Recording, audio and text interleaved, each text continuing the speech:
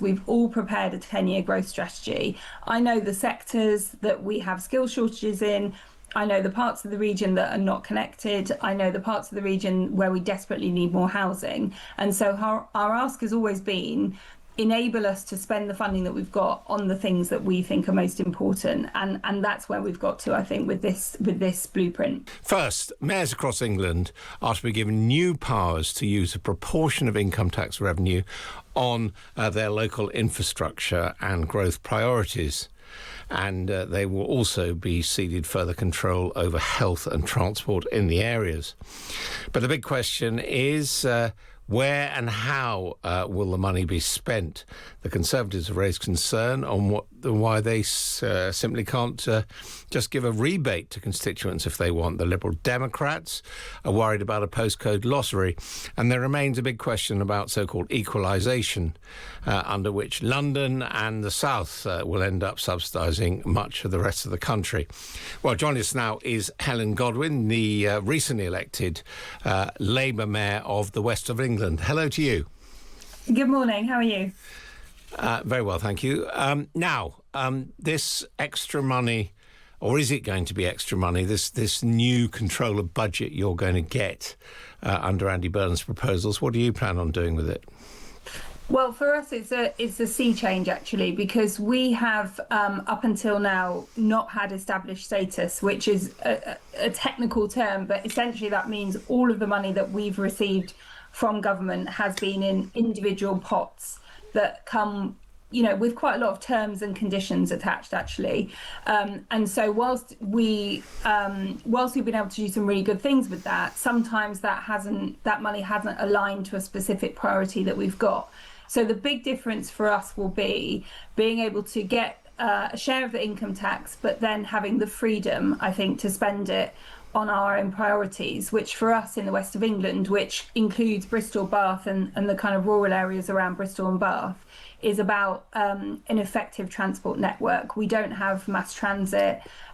We rely on a bus network, and we're really keen to now offer a proper integrated network so that communities both in the urban areas but also in our rural towns and villages can access the economic opportunities that we know we've got. And you want a fixed link to Bristol Airport, is that right? Yeah, so we launched a transport vision in February, and in that we talked about our kind of priority routes. So we've got Bristol Airport, which sits in North Somerset, but we also have a huge amount of regeneration happening in and around Bristol city centre, but also up in our kind of northern fringe, so around Filton, which is traditionally a kind of defence advanced manufacturing base, but we're looking at more housing there. So we want to make sure when we talk to people about housing, they say we're happy to have housing because we know our kids and our grandkids can't afford to live here. But what we're not happy about is having housing that isn't connected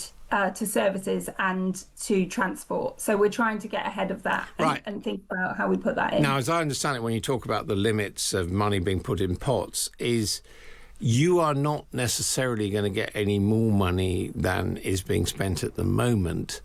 So that means if you're diverting resources into your priorities, then other areas are going to lose out. Is that right?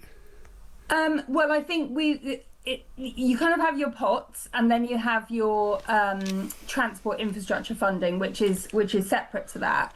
And the idea is that as our economy grows, which we're confident it will, and my job is to help the economy grow, so that's what I'm measured on as well, then we'll get more, that share will increase, and we will get more money then to focus on that big infrastructure. No, but that's only if you generate growth. Yes, absolutely. So as things stand, you will redirect money and then some areas will lose out. Have you got any ideas which areas of local government spending will lose out? No, because I think we, as a strategic authority, it's really important to remember that we are not the sort of service delivery arm of government. So the councils still get their own funding. We get the money that we get is strategic funding. So that's generally for adult education, skills, although one of the big announcements that hasn't been talked about so much is the fact that mayors are going to get post-16 technical education powers as well. Also transport, and also we have powers over planning or strategic planning. So we'll be moving money around, but I don't think it will make a huge difference in terms of, we won't be cutting services in the way that people might have got used to during austerity, for example. You're also going to have the capacity to borrow. Is that right? Do you plan on doing that? I think it's something that is very, very welcome to us. So we have a huge housing crisis in the west of England, particularly in Bristol and Bath, where our rents are in some cases more unaffordable than London. So we have regeneration opportunities that I would like us to be able to accelerate. And so if we can consider how we borrow in a prudent and sensible way, potentially working with private sector investment, then I think that would be something that we would absolutely look at. And if the worst happened and you went bust, or you couldn't afford the borrowing, presumably it'd be the general taxpayer, the London, Westminster, which would pick up the bill. We need to work this through with, obviously we need safeguards. We need to make sure we've got the relationship with Treasury where there is still very good governance and we are very much accountable for the money that we spend. So it's not going to be a free for all and we all go, as mayors, we all go shopping and have a great time. We're going to be working in lockstep with Treasury to make sure that any more risk-based activity around borrowing and around finance, we're doing that in a way that's prudent and in a way that government is comfortable with. Do you agree with Ben Houchen, the Conservative mayor in the North East, that actually logically devolution and control of budgets should mean that if the local mayors want to, they could actually give some of the money back, thereby reducing the tax of people in their area? So I don't know what the mechanism would be for doing that and how that would work, and I don't think that's been worked through. But there's a lot that hasn't been worked through. I mean, it's not the only thing, as you admit, that hasn't been worked through. But in principle, wasn't that what devolution should mean? 100%, yeah. I mean, I think if, the whole point of devolution is that we do what's right for our areas, and my area has a very different economic base than Ben's will, and Ben will have very different priorities to the ones that I have. So I wouldn't pass any judgment or comment really on what Ben or other mayors would plan to do with it. Because it seems that what Andy Burnham is doing is giving you capacity to borrow, to spend more money, rather than to actually control your budgets for the benefit of the people who live in your area. No, I wouldn't accept that. This for us is a very welcome move. And what we've all sat around the table for, I've been a mayor for around 15 months now, and every single time we've sat around the table with government, with officials, we have had the same kind of wish list, if you like, around just enabling us to marry the funding that we get with the priorities that we have in our region. We are tasked by government as growing our economies. We've all prepared a 10-year growth strategy. I know the sectors that we have skill shortages in.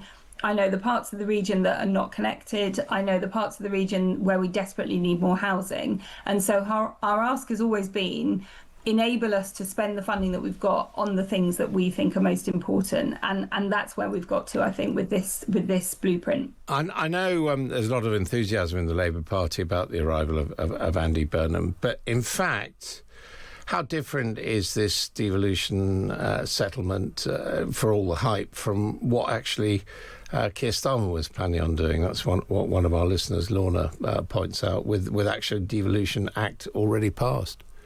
Well, I think a lot of it is around the speed, actually. So you're right. The English Devolution and Communities Act was passed into legislation in early May.